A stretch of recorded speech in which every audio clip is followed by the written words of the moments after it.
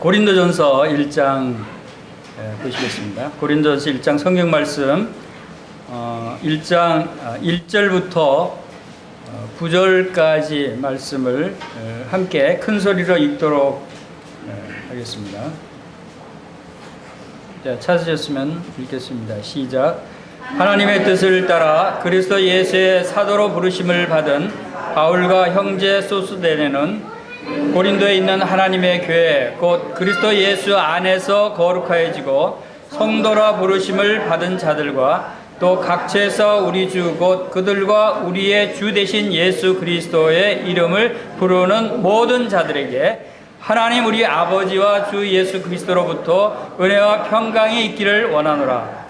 그리스도 예수 안에서 너희에게 주신 하나님의 은혜로 말미암아 내가 너희를 위하여 항상 하나님께 감사하노니 이는 너희가 그 안에서 모든 일 곧 모든 언변과 모든 지식에 풍족함으로 그리스도의 증거가 너희 중에 견고하게 되어 너희가 모든 은사에 부족함이 없이 우리 주 예수 그리스도의 나타나심을 기다림이라. 주께서 너희를 우리 주 예수 그리스도의 날에 책망할 것이 없는 자로 끝까지 견고하게 하시리라. 너희를 불러 그의 아들 예수 그리스도 우리 주와 더불어 교제하게 하시는 하나님은 미쁘시도다. 아멘.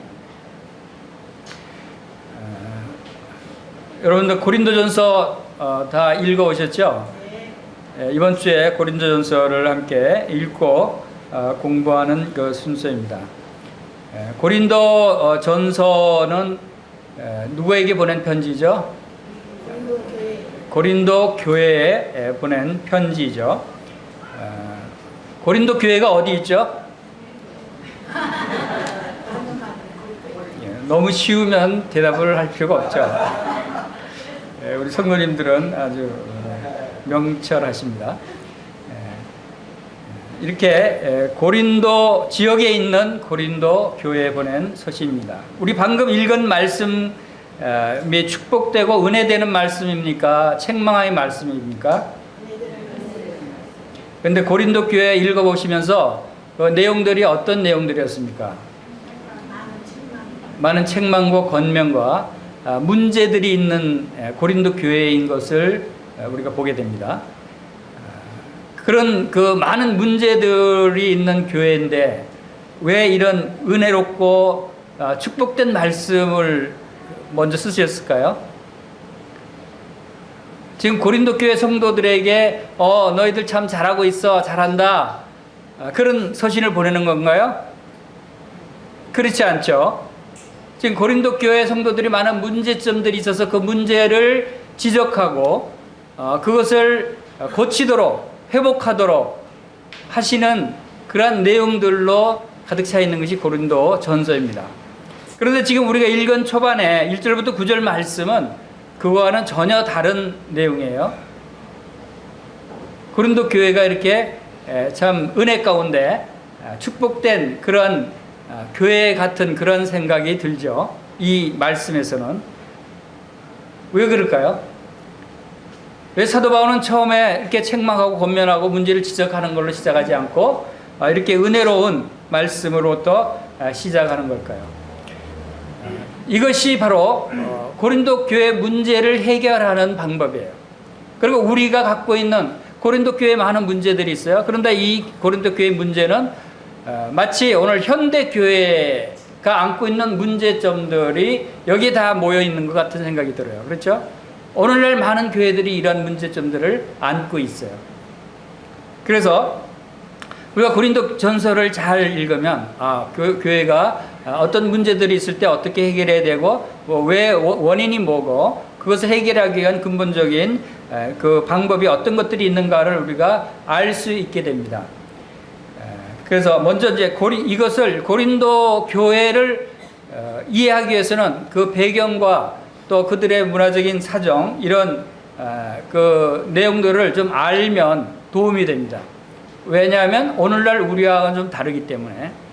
그래서 고린도전서 내용을 들어가기 전에 먼저 그 개요를 잠깐 살펴보겠습니다. 먼저 고린도 교회가 언제 세워졌는가 하는 부분을 우리가 알 필요가 있죠. 고린도는 어디에 있는가, 어느 지역에 있는가, 또 알 필요가 있습니다. 여기 고린도 빨간 점 보입니까? 네, 여기가 고린도 도시예요. 그런데 이 도시는 양쪽이 바다에 접해 있어요. 그렇죠? 그 육지와 그 마게도니아 육지와 연결되는데 아주 가는 지역인데, 저쪽 서쪽 지역도 바다에 접해 있고 이쪽 동쪽 지역도 바다에 접해 있어요. 그래서 이 한 도시에 항구가 2개가 있어요. 그런 경우는 드물죠. 보통 부산 항구, 뭐 인천 항구 이렇게 우리가 생각하지만, 고린도는 고린도 도시에 서쪽 항구가 있고 동쪽 항구가 있어요. 양쪽 다 바다에 접해 있기 때문에.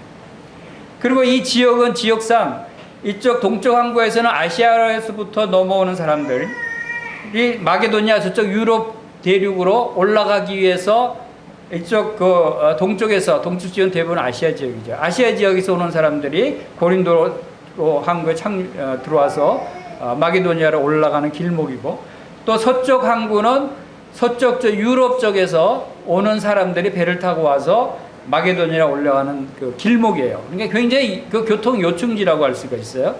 그리고 많은 배가 들어오고, 그러다 보니까 아시아와 유럽의 그 무역항이기도 해요. 양쪽 지역에서 많은 무역 상인들이 모여들고, 그러니까 그 지역이 굉장히 사람들도 막 흥청되고, 막 부유한 상업이 막 일어나고 돈을 버는 사람들이 많고, 그런 아주 그 활기찬 도시 중에 하나예요.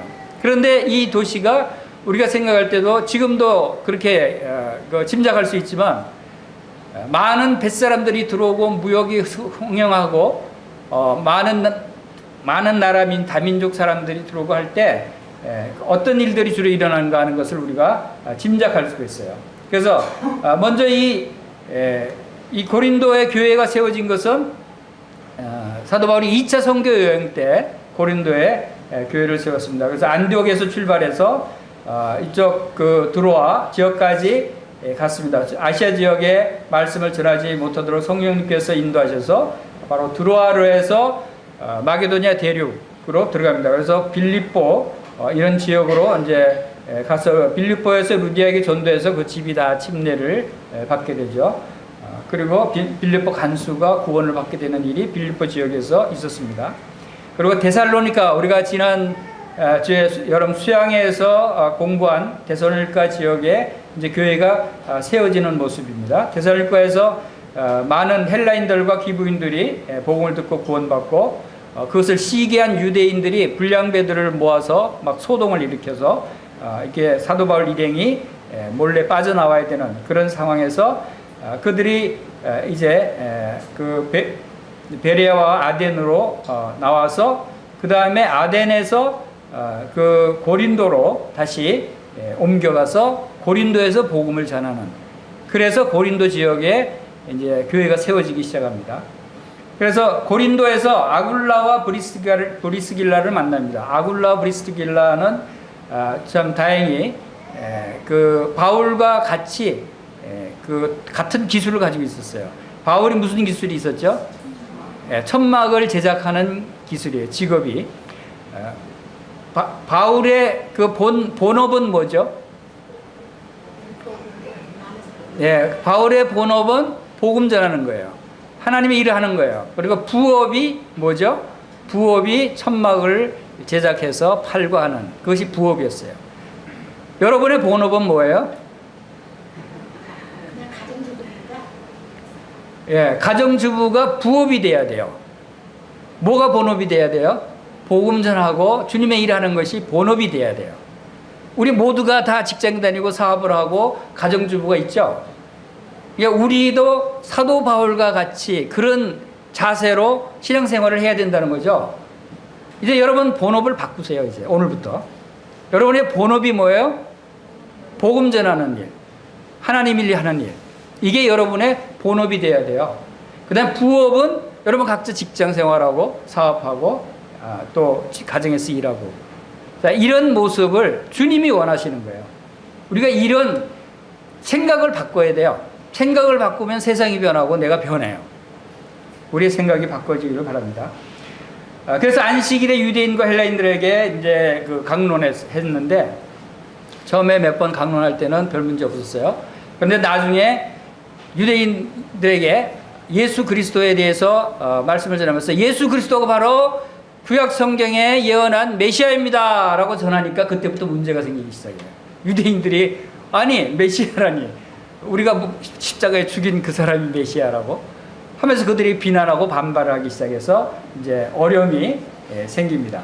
그런데 그 가운데서도 디도와 회당장 그리스도와 온 집안이 예수를 믿고 침례를 받게 돼요. 그리고 또 많은 사람들이 고린도의 많은 사람들이 예수를 믿고 침례를 받는 일이 일어나서 고린도 교회가 굉장히 부흥하게 됩니다.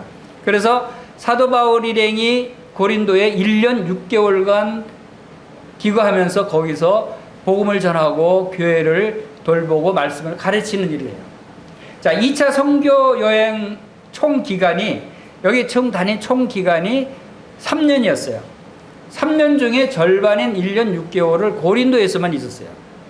그만큼 고린도가 굉장히 중요한 지역이었다 하는 것입니다. 그리고 이 고린도는 이제 항구 도시라고 그랬죠. 그리고 상업과 무역의 중심지였기 때문에 많은 사람들, 많은 민족들이 모여요. 많은 민족들이 모인다는 것은 또 무엇을 의미하냐면 우상이 다양하게 많이 몰려들어요.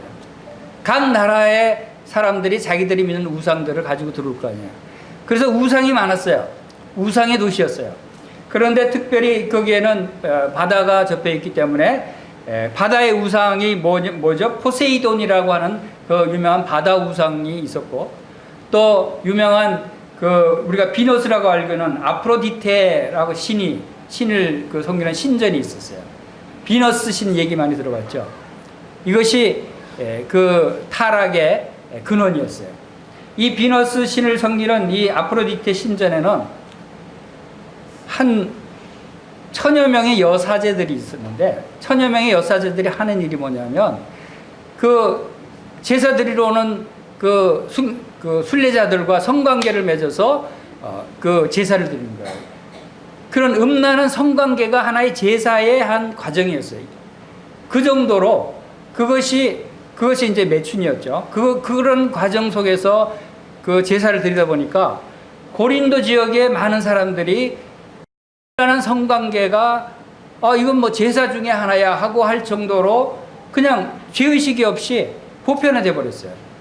그 정도로 문란한 지역이 고린도였어요. 그래서 심지어는 이런 말이 들었어요. 저 고린도 사람 같으니라고. 고린도 사람 같으니라고 하는 말이 무슨 뜻이냐면 저 음란한 놈 같으니라고 하는 거예요. 고린도 사람들이 다 그렇다는 거예요. 대부분이. 그런 지역에 사도 바울이 복음을 전했어요. 그리고 그곳에 거룩한 하나님의 교회가 세워졌어요. 얼마나 어렵겠어요. 우리가 고린도전서를 쭉 다 읽어봤지만 바로 왜 고린도 교회가 이러니까 분쟁과 음란의 문제로 휩싸여 있는가 하는 것이 바로 그런 사회 문화적인 배경이었기 때문에 바로 그런 일들이 교회 가운데도 일어났던 거예요. 우리가 어떻게 보면은 아니 고린도 교회가 이럴 수가 있나, 하나님의 예수 그리스도를 믿고 구원받은 성도들이 모인 교회가 어떻게 이렇게 음란할 수 있는가, 어떻게 분쟁이 일어날 수 있는가, 우리가 이해가 안 될 수도 있어요. 그런데 그 현실이었어요. 고린도는. 왜냐하면 그 지역의 사회적이고 문화적인 그런 분위기가 그런 분위기였어요. 그렇기 때문에 바로 그런 것들이 쉽게 고쳐지지 않고 바로 이러한 고린도 전후서가 기록될 정도로 많은 문제가 생겼다 하는 것을 우리가 여기서 알 수 있습니다. 그래서 이런 배경하에 이 고린도 전서 후서가 쓰여진 것은 실제 이 서신서가 기록된 것은 3차 선교 여행 때예요. 2차 선교 여행 때 그 지역에 교회를 세우고 다시 사도 바울이 3차 선교 여행 때 에베소에서 고린도 전서를 기록하게 되고 또 마게도니아 지역 빌립보에서 그쪽에서 고린도 후서를 기록했다라고 봅니다. 물론 이제 학자들의 의견에 따라서 고린도 전서도 빌립보에서 쓰여졌다는 사람도 있어요. 그러나 고린도전서 내용 중에 바로 에베소에서 그 머물렀던 그러한 기록들이 나오는 걸 보면 고린도전서가 에베소에서 기록됐다는 것이 대부분 견해가 될 수가 있습니다. 그리고 이 고린도에서 로마서를 기록했다 하는 것을 우리가 보게 됩니다. 예, 이상으로 배경은 이제 마치고 지금 고린도 교회의 전체적인 내용이 요약을 하면 두 가지 문제가 있어요. 두 가지 문제가 있고 6가지 질문에 대한 답변이 기록되어 있는 것이 고린도전서예요. 고린도 교회의 가장 큰 문제 두 가지가 뭐죠? 그것은 첫 번째 분쟁이 있다는 거예요. 교회 내에 분쟁이 있다라고 하는 것이고, 두 번째는 바로 음란한 일들이 일어나고 있다는 거예요. 이것이 가장 큰 두 가지 문제예요. 거기에 대한 원인과 원인 분석과 그리고 권면의 말씀들이 초반에 나오는 내용이고, 그 다음에 고린도 교회 성도들이 에베소에 있는 사도 바울에게 이제 그런 요청한 내용들, 질문한 내용들이 있어요. 근데 고린도 교회 성도들이 이제 예수님 믿고 교회 생활하면서 여러 가지 닥치는 현실적인 문제가 닥치는데, 이 문제를 말씀 안에서 그리스도 안에서 어떻게 해결해야 옳습니까? 하고 질문을 한 게 6가지가 있어요. 그 6가지가 뭐냐면, 첫 번째가 결혼에 대한 문제, 결혼에 대한 문제를 질문했어요. 두 번째가 처녀에 관한 문제에 대한 질문이 나와요. 그리고 세 번째가 우상 숭배에 드렸던 재물을 먹는 그 일. 고린도 교회는 많은 우상에 드렸던 재물들이 시장에 나와서 팔리기도 하고 그것을 사 먹기도 하는 그런 일들이 많이 있었어요. 그런 문제에 대해서 어떻게 해야 되는지, 그리고 신령한 것에 대해서 질문을 했어요. 그리고 부활에 대한 질문과 마지막으로 연보에 대한 질문, 이렇게 6가지는 질문을 했기 때문에 그에 대한 답변으로 쓰여진 거예요. 그러나 분쟁과 음행은 질문이 아니었어요. 그것은 고린도 교회에 가서 본 형제들이 보고를 한 거예요. 그러한 일들이 일어나고 있는 것들을. 그러한 것들을 볼 때 이것은 고린도 교회에서는 그러한 문제가 있음에도 불구하고 그것을 심각하게 생각하지 않고 있었다고 하는 것도 우리가 생각할 수가 있어요. 그래서 이런 부분들에 대해서 사도 바울이 이제 정리해서 권면하는 내용입니다. 자, 먼저 고린도전서 1장을 다시 보겠습니다.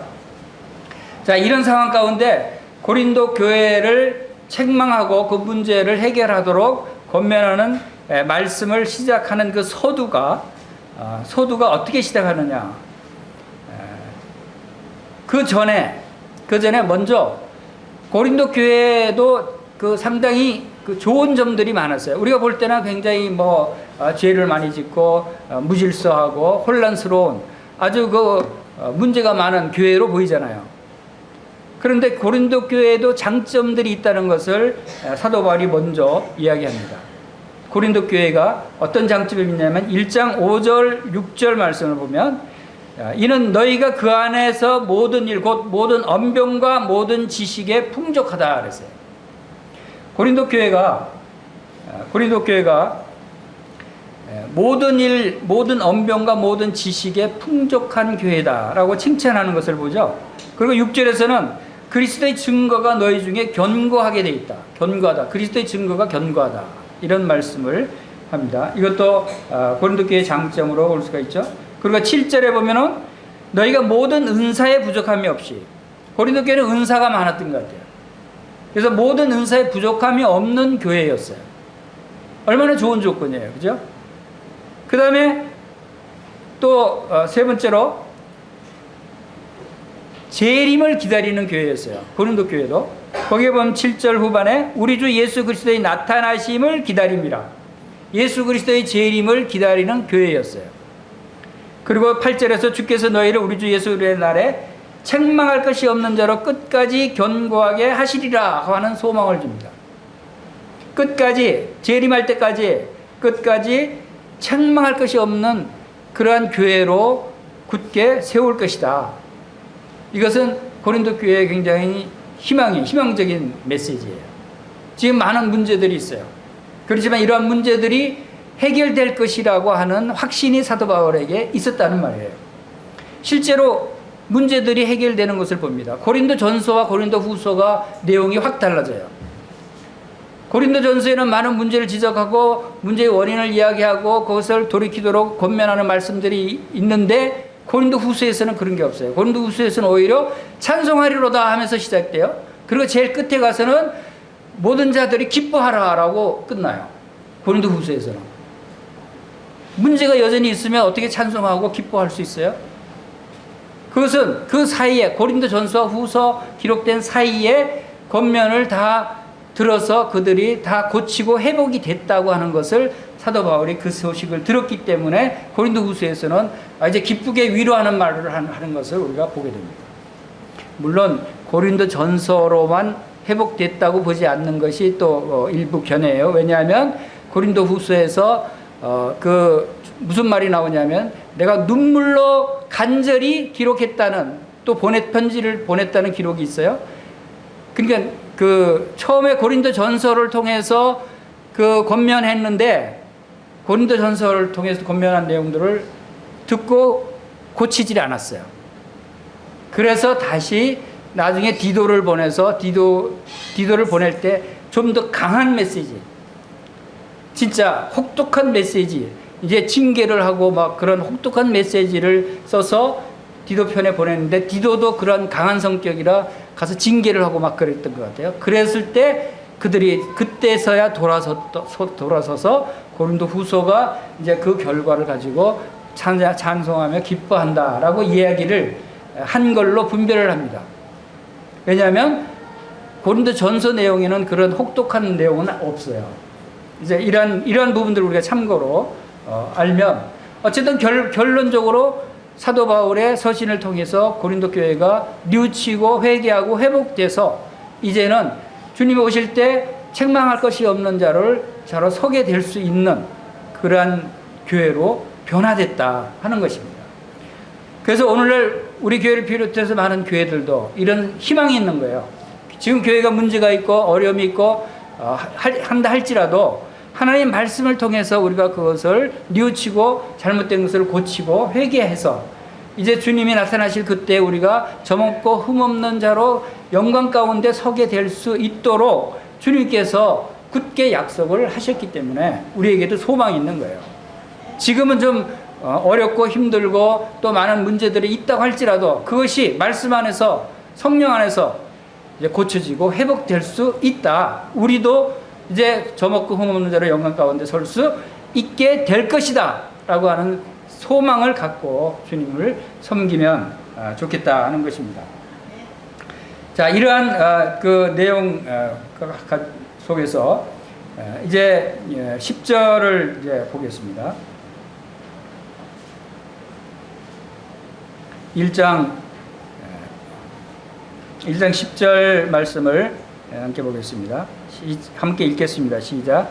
형제들아, 내가 우리 주 예수 그리스도의 이름으로 너희를 권하노니 모두가 같은 말을 하고 너희 가운데 분쟁이 없이 같은 마음과 같은 뜻으로 온전히 합하라. 11절. 내 형제들아, 글로의 지편에 너희에 대한 말이 내게 들리니 곧 너희 가운데 분쟁이 있다는 것이라.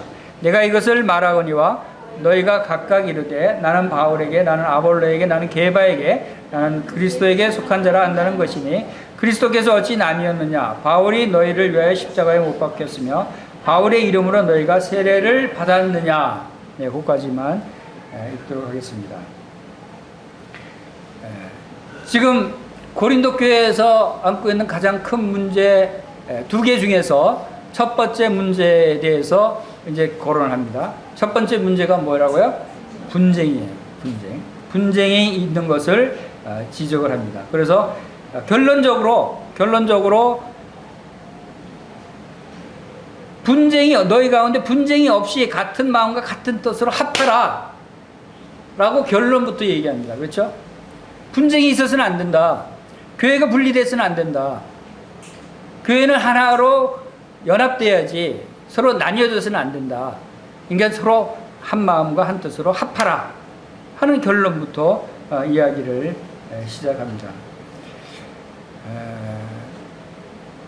사도 바울이 이렇게 말씀을 이렇게 권면의 말씀, 책망의 말씀, 여러 가지 말씀을 하면서도 참 좀 특이한 그런 부분은 처음에 시작을 그 좋은 점부터 이야기하면서 결론부터 이야기하면서 나중에 문제를 그 분석해 들어갑니다. 그 1장부터 말씀에도 그랬지만 바로 10절 말씀에도 합하라는 온전히 합하라는 그 결론의 말씀을 하고 있는 것을 봅니다. 사실 어떤 사람들은 그렇게 얘기할 수 있어. 고린도 교회 뭐 분쟁이 심하고 음란하고 많은 문제가 안고 있는 그게 무슨 교회냐? 하나님의 교회가 거룩하다고 하면서 이런 많은 문제가 안고 있는 교회가 무슨 교회냐? 그건 교회도 아니다. 그렇게 이야기하는 사람도 있어요. 그런데 그것이 교회가 아니다라고 사도 바울은 그렇게 얘기하잖아요. 사도 바울은 그렇게 문제가 있는 고린도 교회도 교회라고 했어요. 교회라고 하지 않았어요. 우리 2절에 보겠습니다. 2절에 보면은 고린도에 있는 하나님의 교회라고 그랬어요. 그죠? 음란한 가운데 있고 그것도 이방인들도 행하지 않는 그러한 음란. 그게 뭐라고 그랬죠? 자기 아버지의 아내와 음행을 하는. 아마 이제 뭐 첩이나 그렇겠죠. 그런 문제가 교회 성도들 가운데도 있었다는 거예요. 그러니까 그건 교회도 아니다라고 얘기할 수 있죠. 그러나 사도 바울은 분명하게 하나님의 교회라고 그럽니다. 그리고 그리스도 예수 안에서 거룩하게 된 성도라고 분명히 얘기합니다. 그것은 왜 그럴까요? 아니 하나님의 교회가 그런 일이 있을 수 있어요? 아니 하나님의 거룩한 성도들이 그런 분쟁을 하고 음란한 행위를 할 수 있어요? 그건 성도라고 할 수 없잖아요. 그래서 사도 바울은 분명히 성도라고 얘기합니다. 그래서 어떻게 우리가 이러한 사람들을 성도라고 할 수가 있는가? 라고 하는 부분이 우리가 2장, 3장에서 우리가 알 수가 있습니다. 왜냐하면 우리의 원래 영적인 구원의 모습이 어떤 모습인가 하는 부분을 사도 바울이 이제 계속 말하고 있는 것을 우리가 이제 찾아보게 될 것입니다. 자, 이렇게 해서 분명하게 이제 10절로 다시 돌아가면은 이제 분쟁이 없이 같은 마음과 같은 뜻으로 온전히 합하라라고 합니다. 여기 분쟁이라고 하는 것은 구체적인 내용이 뭐라고 하냐면 12절에 보면은 성도들이 서로 막 나뉘는 거예요. 나는 바울에게 속했어. 나는 아볼로에게 속했어. 나는 게바에게 속했어. 아니 나는 그리스도에게 속했어. 교회의 직분을 가진 사역자들, 또 사역자들이라 하면은 목회자, 장로, 또 교사, 집사, 이런 교회의 일을 하는 사람들을 이제 사역자라고 얘기합니다.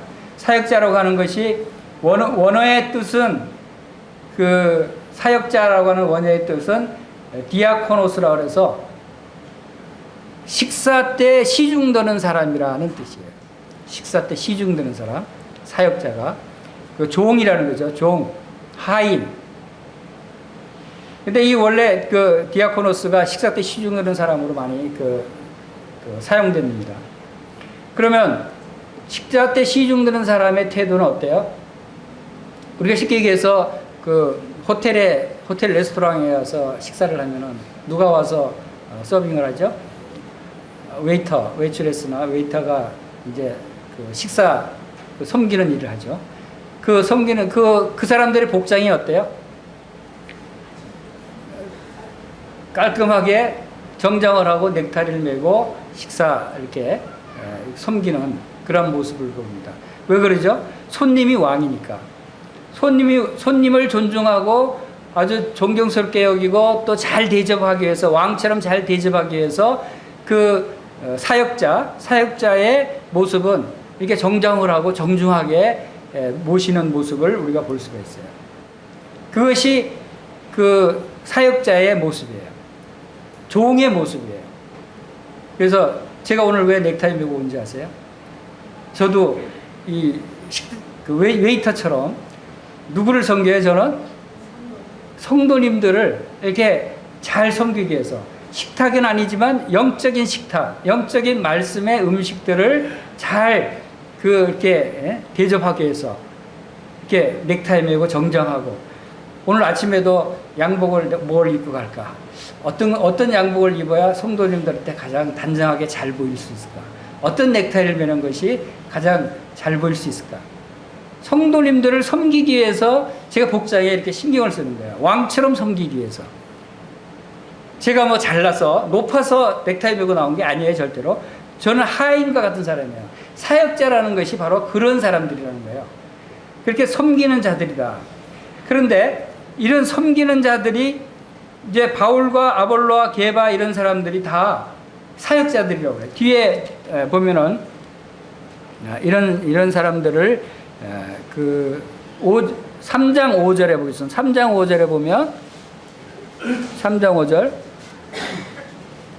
그런즉 아볼로는 무엇이며 바울은 무엇이냐? 그들은 주께서 각각 주신 대로 너희로 하여금 믿게 한 사역자들이다 그랬어요. 믿게 한 사역자들이 바로 성도들을 섬기는 그러한 하인들이다 하는 것입니다. 그리고 이 하인들이 누구의 것이냐 하면, 하인들은 누구의 것일까요? 예, 우리 3장 제일 뒤에 21절 보겠습니다. 21절, 22절, 23절 같이 읽어보겠습니다. 시작. 그런즉 누구든지 사람을 자랑하지 말라. 만물이 다 너희 것임이라. 바울이나 아볼로나 게바나 세계나 생명이나 사망이나 지금 것이나 장래 것이나 다 너희 것이요 너희는 그리스도의 것이요 그리스도는 하나님의 것이다. 사람을 자랑하지 말래요. 지금 고린도 교회가 분쟁이 일어나는 원인이 사람을 자랑하고 있기 때문에 그래요. 나는 바울에 속했다. 바울은 정말 예수님이 사도야. 그는 매를 맞으며 돌에 맞으면서 굶주리면서 하나님의 복음을 전하는 진정한 사도야. 바울이 최고야. 하고 바울을 추종자. 그 다음에 또 아볼로를 따르는 사람들은 아볼로. 그 사람은, 아볼로는 원래 알렉산드리아에서 온 사람인데, 아볼로는 나중에 이제 브리스길라와 아굴라한테 그 성경을 배우고 했는데 굉장히 언변이 좋고 지식이 많은 사람이었어요. 아굴라, 그 사람 참 설교도 잘해. 참 언변도 좋고, 최고야. 하고 아굴라가 최고라고 추정하는 사람들이 있었어요. 그리고 게바는 누구죠? 베드로예요. 자, 나는 베드로에 속했어. 베드로야말로 진정한 예수님의 수제자 아니냐? 예수님과 함께 3년 동안 동고동락했던 수제자 베드로가 진정한 제자고, 난 베드로가 제일 좋아 하면서 베드로를 추종하는 사람. 또 어떤 사람은 나는 그리스도야. 이렇게 사람을 쫓아가고 사람을 자랑하는 그런 상황이 벌어졌어요. 근데 사실 이 분쟁이라는 단어가 그냥 누구 좋다, 누구 선호한다, 이 정도가 아니에요. 분쟁은 나뉘어져서, 쟁은 뭐예요? 싸우는 거예요. 전쟁하는 거예요. 서로 상대방을, 난 게바가 좋으니까, 이거 바울을 좋아하는 사람들 저거 아무것도 아니야. 서로 무시하고 싸우고 다투고 하는 것까지 일어나고 있는 거예요. 그러니까 얼마나 심각해요. 분쟁이 일어나고 있는 분쟁이. 교회 안에서 서로 싸우는 거예요. 이것은 도저히 있을 수 없는 일이에요. 그 일이 지금 고린도 교회에 일어나고 있는 거예요. 그런데 누구든지 사람을 자랑하지 말라. 만물이 다 너희 것임이라. 바울이나 아볼로나 게바나 다 누구의 것이라고요? 다 너희 것이라니까. 너희 성도들 것이에요. 그리고 너희는 그리스도의 것이고 그리스도는 하나님의 것이다. 바울과 아볼로나 게바가 성도들 것이면 사역자들이 다 성도들의 것이라는 거예요. 모든 성도들을 섬기는 사역자라는 거예요. 식탁에서 시중드는 그런 하인. 저도 여러분의 것이라는 거예요. 여기에 제 이름을 넣으니까 저도 성도들의 것이더라고요. 전 여러분의 것입니다. 여러분 마음대로 쓰세요. 마음대로 부려먹으세요. 이게 사역자예요. 그런데 이 사역자를 설교도 잘하고 또 예수님과 함께 있어서 능력도 행하고 그러니까 이제는 막 예수님보다 더 존경하고 더 쫓아가는, 그래서 나는 그리스도에 속한 자야 하는 사람들을 무시하는 이런 사태까지 발전해서, 그러면 어떻게 돼? 교회가 깨지는 거예요. 교회가 분리되는 거예요. 이 문제를 다루는 거예요, 고린도전서에서. 그래서 이 문제의 근본적인 원인이 뭐냐 하면, 이제 그들이 무엇에 대해서 잊어버리고 있는가 하면, 고린도전서 1장 18절 보겠습니다. 아까 1장 13절에서 그리스도께서 어찌 나뉘었느냐, 바울이 너희를 위하여 십자가에 못 박혔으며 바울의 이름은 너희가 세례를 받았느냐 할 정도로 너희들이 추종하는 그 사람들이 십자가에 못 박힌 그리스도냐? 아니다. 하나의 사람이다, 사역자다 하는 그 얘기를 하면서 18절에 십자가의 도에 대해서 다시 설명을 합니다. 고린도 교회 성도들이 십자가의 도에 대해서 잘 몰랐어요. 잘 이해를 못했든지 아니면 가르쳐줬는데 잊어버렸든지. 그래서 십자가의 도가 멸망하는 자들에게는 미련한 것이요 구원을 받는 우리에게는 하나님의 능력이다 라고 다시 일깨워줍니다. 십자가의 도를 생각하라는 거예요. 십자가의 도가 하나님의 능력이다. 사람이 하나님의 능력이 아니라, 사역자들이 하나님의 능력이 아니라 십자가의 도, 예수 그리스도의 십자가의 도가 하나님의 능력이다. 그래서 2장 2절에서는 내가 너희 중에서 예수 그리스도와 그의 십자가에 못 박히신 것 외에는 아무것도 알지 아니하기로 작정하였습니다 라고 할 정도로, 바로 예수 그리스도와 십자가에 못 박히신 그 십자가의 도를 분명히 알아야 된다는 거예요. 그것이 왜 하나님의 능력이 되는가를 알아야 됩니다. 십자가가 없으면 우리가 아무것도 할 수 없고 우리는 아무것도 아니다라고 하는 거예요.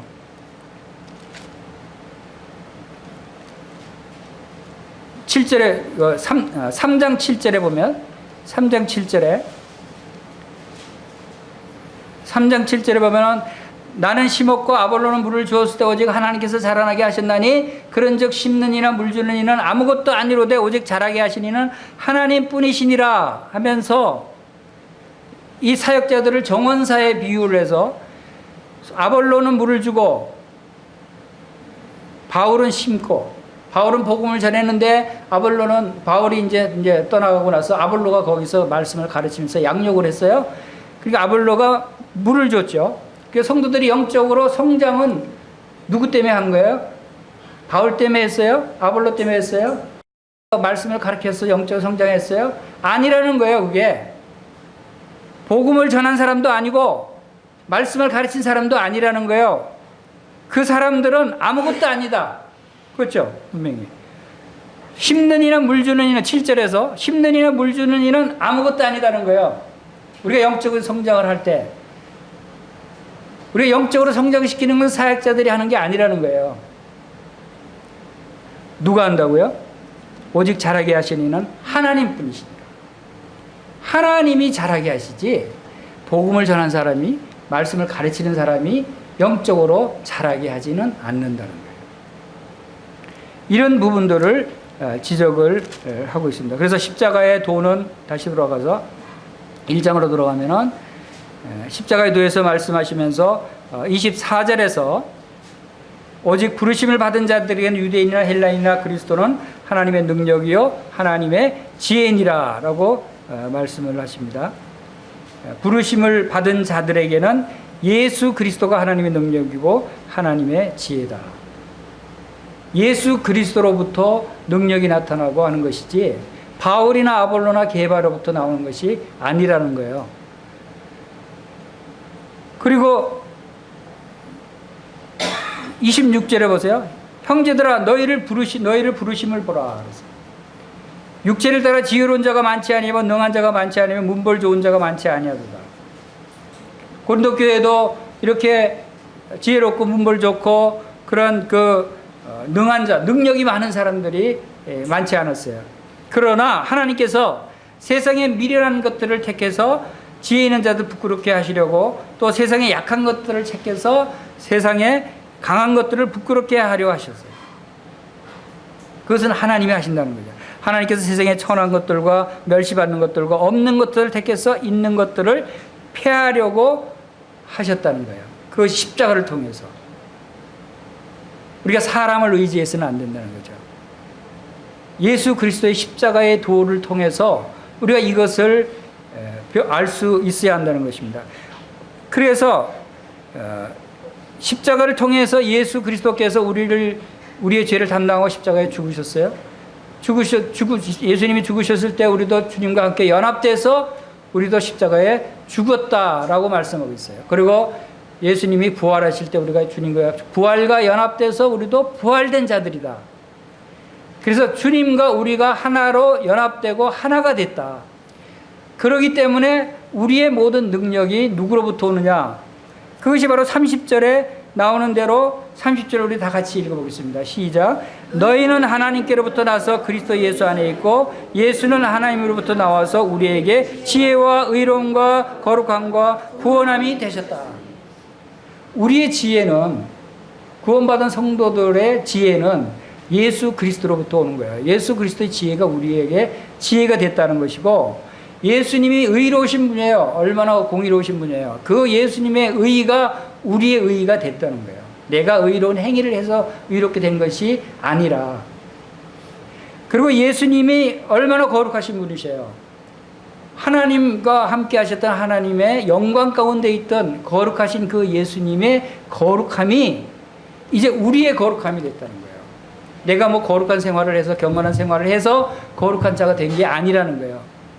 이것이 예수 그리스도와 십자가와 부활의, 십자가의 죽으심과 부활에 연합됐기 때문에, 연합이라는 것은 뭐예요? 하나가 됐다는 게 하나. 하나가 됐다는 것은 예수 그리스도와 같아졌다는 거예요. 그래서 지혜와 의로움과 거룩함과 구속함이 예수 그리스도로부터 우리에게 와서 우리가 그러한 능력을 갖게 됐다. 이것이 하나님의 능력이고 십자가를 통해서 주시는 하나님의 능력이에요. 여기에는 어떤 다른 사람이 영향을 주지 못한다는 거예요. 바울이나 아볼로나 게바는 하나님 말씀을 대언해서 알려줄 뿐이에요. 그들이 그들을 성도들을 변화시키질 못하고 그들이 이러한 능력을 주질 못해요. 이 능력은 바로 성령님으로부터 온다는 거예요. 그런데 그것을 모르고 바울한테 능력이 오는 것을 알고, 나는 바울이 최고야, 바울만 쫓아갈 거야, 나는 게바가 최고야, 게바만 쫓아갈 거야, 나는 아볼로가 최고야, 다른 사람들은 다 잘못됐어, 저 멍청하고 미련한 자들이야, 다른 사람을 쫓아가는 사람들은 우리가 최고야. 분쟁이라고 하는 것은 바로 그런 것이에요. 서로 비방하고 다투기까지 하는 거예요. 자기가 추종하는 사람입니다. 그래서 초대 종교개혁이 일어나서 초기에 기독교가 많은 교파로 나눠진 이유가 바로 그런 이유입니다. 우리는 마틴 루터를 쫓아가, 우리는 쯔빙글리를 쫓아가, 우리는 칼빈을 쫓아가, 이렇게 해서 교단들이 생기기 시작합니다. 서로 비난하고. 기독교가 분파가 되고 갈라지고 한 것은 바로 고린도 교회 같은 이런 사람들이 있었기 때문에 참으로 예측합니다. 이런 것을 하나님이 얼마나 싫어하시는가를 우리가 알아야 돼요. 이런 문제를 하나님이 얼마만큼 경고하시냐면 3장 16절에 보세요. 3장 16절. 3장 16절을 17절 같이 읽어보겠습니다. 시작. 너희는 너희가 하나님의 성전인 것과 하나님의 성령이 너희 안에 계시는 것을 알지 못하느냐. 누구든지 하나님의 성전을 더럽히면 하나님이 그 사람을 멸하시리라. 하나님의 성전은 거룩하니 너희도 그러하니.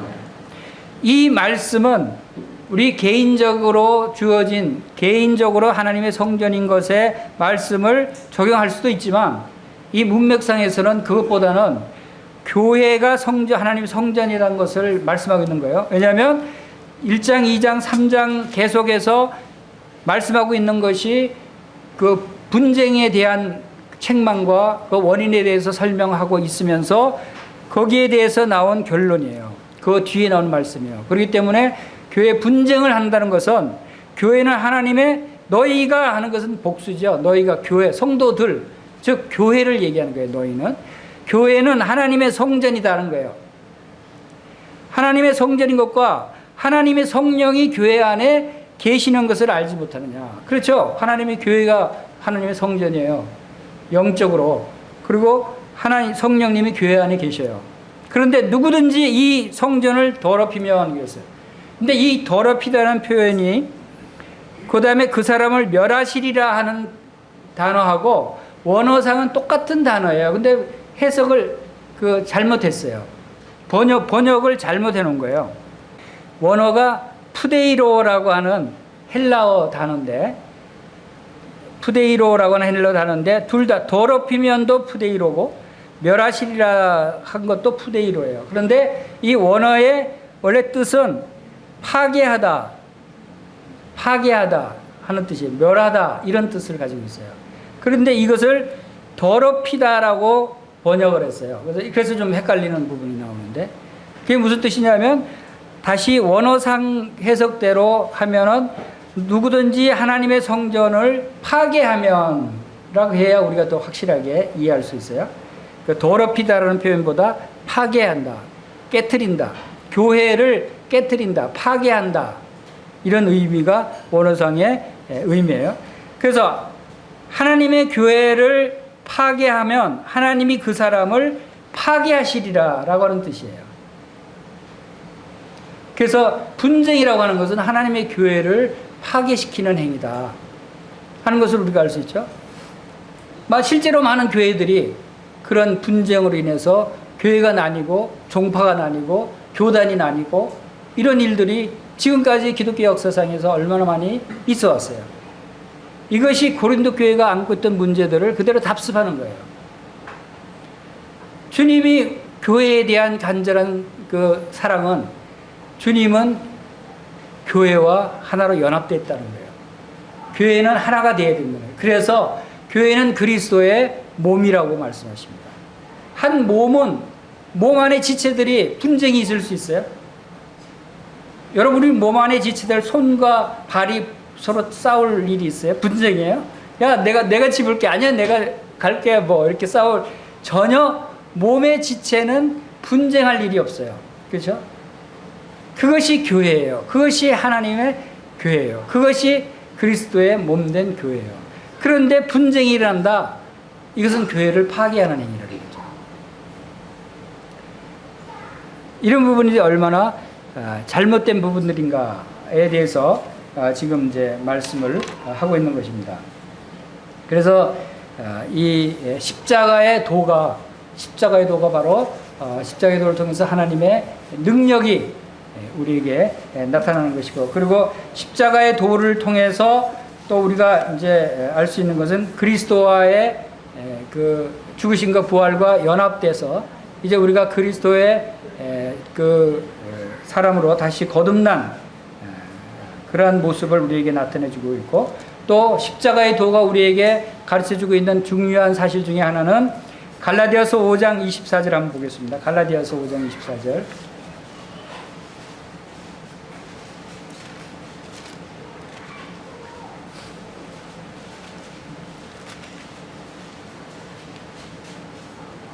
다시 읽겠습니다. 시작. 그리스도 예수의 사람들은 육체와 함께 그 정욕과 탐심을 십자가에 못 박았느니라. 그리스도 예수의 사람들은 육체와 함께 정욕과 탐심을 십자가에 못 박았다라고 말씀하고 있습니다. 그 다음에 6장 14절에도 같이 읽어보겠습니다. 시작. 그러나 내게는 우리 주 예수 그리스도의 십자가 외에 결코 자랑할 것이 없으니 그리스도로 말미암아 세상이 나에 대하여 십자가에 못 박히고 내가 또한 세상에 대하여 그러하니라. 즉 십자가의 도를 제대로 우리가 아는 사람은 내가 십자가에 못 박혀 죽었다는 사실을 알 수 있어요. 나는 십자가에 못 박혀 죽은 자이다. 죽은 자가 뭐 할 말이 있어요? 죽은 자가 뭐 반응이 있어요? 죽은 자가 자기 주장이 있어요? 죽은 자가 자기 욕심대로 행할 수 있어요? 없어요. 그리고 이 죽은 자의 정체가 뭐냐? 내가 살아있는데 왜 내가 죽었냐?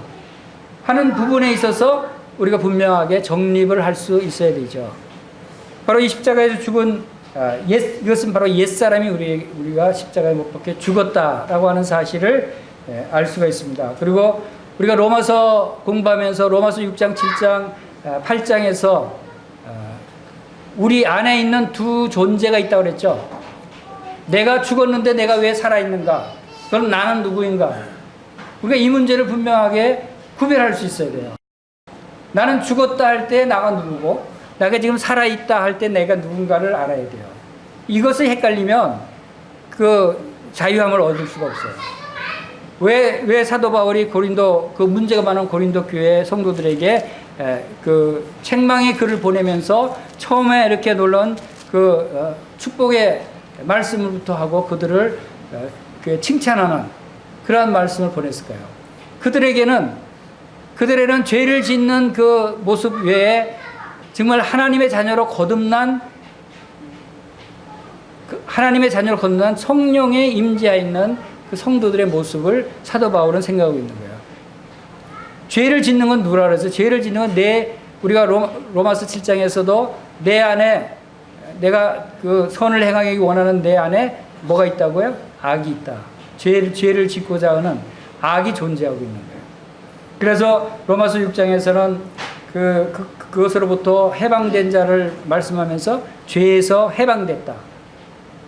그리고 새로운 생명으로 행한다고 말씀하고 있고, 로마서 7장에서는 율법에서 해방됐다고 하고 영의 새로운 것으로 행한다고 말씀하고 있고, 로마서 8장에서는 바로 정죄에서부터 해방됐다. 정죄를 받지 않는다. 그리고 성령으로 행한다.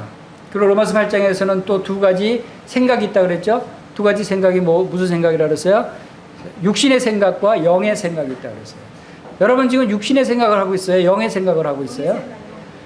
그것이 중요해요. 내가 지금 육신의 생각으로 여기 앉아 있는지 영의 생각으로 앉아 있는지 이게 중요해요. 육신의 생각으로 내가 어떤 일을 하는지 영의 생각으로 하고 있는지, 이것은 분명히 우리가 부정할 수 없는 사실이 우리 속에 있다는 거예요. 고린도 교회가 그런 이방인들도 이해할 수 없는 엄청난 음란과 또 분쟁 가운데 있었지만 그들을 거룩한 성도라고 부를 수 있는 이유가 있는 거예요. 그들에게는 바로 성령이 있기 때문에, 영의 사람으로 거듭난 그 영의 사람이 그들 가운데 있기 때문에. 그러나 죄악 가운데 있는 것은 그들이 육신적인 상태다. 그래서 그 부분을 다시 설명하는 것이 고린도전서 2장 3장인데 2장 14절을 보면은 2장 14절에서 세 가지로 구분을 했어요. 2장 14절 보면은 육에 속한 사람은 하나님의 성령의 일들을 받지 아니하나니 이는 그들이 그에게서 어리석게 보이며 그는 그는 그것들을 알 수도 없나니 그러한 일들은 영적으로 분별되기 때문이라 하면서 육에 속한 사람이 나와요.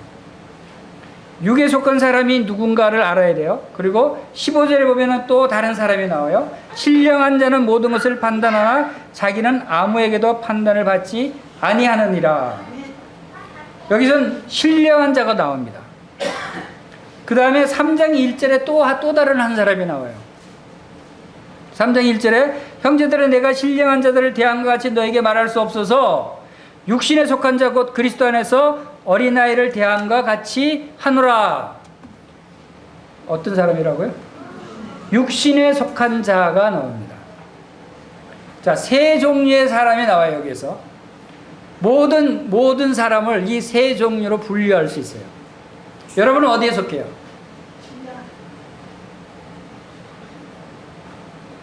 여러분 누구든지 여기 어느 한 곳에는 들어가 있어야 돼요. 자, 우리가 이거 육신적인 사람이, 육에 속한 사람이 어떤 사람인가를 알아야 되겠죠. 신령한 사람이 어떤 사람인가 알아야 돼요. 그래서 내가 어디에서 속해 있는가를 알 수 있겠죠. 자, 이거 굉장히 중요한 그 말씀이에요. 여러분들 신앙생활 할 때, 이 부분을 잘 구별할 수 있으면 여러분 죄 가운데 있으면서 빨리 회복될 수 있어요. 그리고 기쁨을 빨리 회복할 수 있어요. 자, 육에 속한 사람은 성령과 관계가 없는 사람이에요. 그러면 어떤 사람이죠? 불신자예요. 구원받지 못한 사람. 육에 속한 사람은 여기서 헬라어가 지금 그 원어가 다 달라요. 그 육에 속한 사람은 푸시키코스라고 하는 그 단어고 신령한 자는 푸뉴마티코스라고 하는 단어를 썼고 육에 속한 자는 사르키노스라고 하는 단어를 사용했어요. 그래서 육에 속한 사람은 성령과 관계없고 불신자를 의미한다라고 봅니다. 그래서 유다서 1장 19절에도 이 사람들은 당을 짓는 자이며 육에 속한 자며 성령은 없는 자니라 라고 하는 말씀이 있어요. 분명히 성령이 없는 자라고 유다서에서 말씀하고 있어요. 그리고 2장 15절에 나오는 신령한 자는 어떤 사람이에요? 영에 속한 사람. 영이 죽었던 영이 살아나서 성령이 그 안에 임재하고 계시는 성령에 속한 사람. 예수 그리스도 안에 있는 사람이죠. 영에 속한 사람. 영에 속한 사람인데,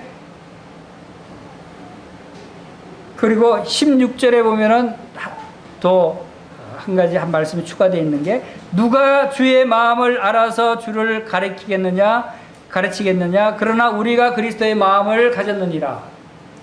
신령한 자는 그리스도의 마음을 가진 사람이에요. 신령한 자는. 그러면 무슨 생각을 하겠어요? 육의 생각을 하겠어요? 영의 생각을 하겠어요? 영의 생각을 하는 사람들이에요. 영의 생각. 그것이 신령한 자다. 자, 이제 마지막으로 한 가지 남았죠. 육신에 속한 자가 남았어요. 육신에 속한 자. 이 사람은 어떤 사람인가 하면 성령과는 관계가 있어요. 성령님은 있어요.